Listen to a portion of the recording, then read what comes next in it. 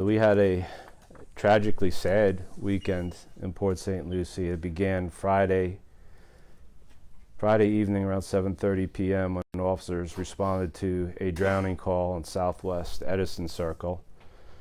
A 3-year-old had been found floating in the pool by his father, who was at that residence babysitting for a friend's 4-year-old. Present, he had his 3-year-old and his 3-month-old child. The two toddlers were inside the house together. The father had just finished feeding the 3-month-old, put that infant down to sleep. Then he returned to the kitchen and realized the back door was open, and he saw the two children in the backyard by the pool, the 4-year-old on the pool deck, the 3-year-old floating in the pool. Immediately jumped in the pool, retrieved his 3-year-old. Rescue responded. They arrived prior to police. They took over CPR from the father. Child was transported to Treasure Coast Medical Center and ultimately pronounced. No other adults at the house? There was one father who was there babysitting the children. And that, again, that was for a friend of his? Correct. So at this moment, it's just a very unfortunate accident. Very tragic. The pool was secured with an infant security gate. You know, it would seem the reasonable precautions were in place. We see these in Florida. They're not uncommon, and we've seen them at this agency, unfortunately, too often. The only thing you could say is be vigilant about keeping doors locked. If you've got toddlers, make sure you've got a lock that's out of their reach, above their height. Alarms in pools are something that we don't see a frequent amount of, but you can get them that they float and they will sound if there's any disturbance in the water when they're active. There were no cameras in the backyard in this pool, so there's no video for us to look at, and it's just really seems to be a tragedy and a tragic event, you know, and our heart goes out to the victims and the families in this case. And Chief, when these happen, we've seen them on the national level make news, here on the local level, unfortunately, quite often, and there seems to be a lot of judgment initially. I mean, comments on social media and whatnot from people that have never been through something like this. Can you just speak to how quick these incidents, these accidents happen? Yeah, I think judgment is the human nature, you know, reaction. It's like, how does something like that so horrible allowed to happen?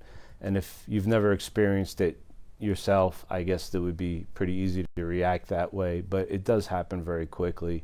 You know, the time it took him to pick up an infant, walk into another room, put that child down, and walk back, it was just that quick that these two toddlers were outside. Good? All right. Chief, we'll go on to the 13-year-old.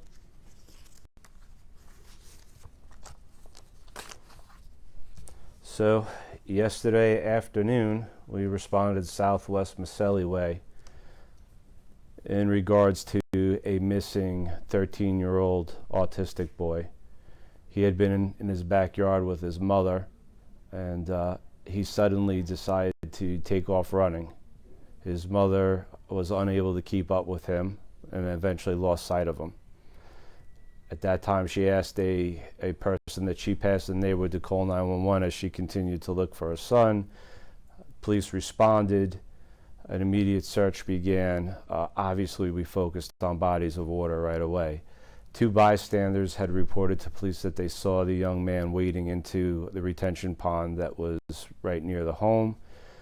Police did locate an iPad that belonged to the child beside the pond. So we had a pretty good idea where to begin our underwater rescue. That being said, we had our drones in the air. We asked for assistance from other agencies for manpower. All available PSL PD units were in the neighborhood canvassing. So we focused on that lake, but we also continued the perimeter search for, hoping to find him where we were hoping we wouldn't. Ultimately, our dive team Marine unit responded. We also requested assistance from St. Lucie County Sheriff's Office. Their dive team responded, and ultimately we recovered the young man 6 feet below the surface in the retention pond. Do you know roughly how far out from shore he was at the time? Or I would call it about 15 feet. 15 feet out, 6 feet deep. How long did this whole take from when the mother, when you initially ran off to when you guys found him?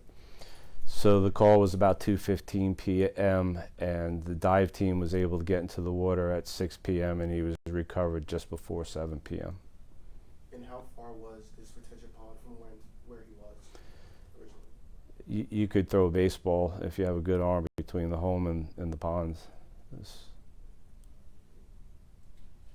this is the second tragedy your department has responded to just this weekend. I know you guys have services here, mental health services. I mean, just can you talk to the emotional toll this just takes on personnel?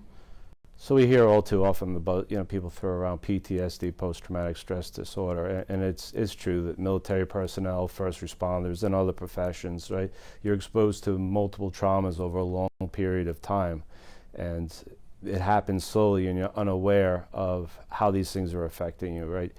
So the concept is to make sure that you're addressing your personnel as they're being exposed to traumas. And that's something that we take seriously. We are in the process of coordinating 2 critical stress debriefs that'll occur, one for each of those incidents. We do them fairly frequently. And really it's just about providing mental health first aid toolkits for first responders. We routinely invite the other agencies involved as well as dispatchers because there are different types of exposure to these traumas.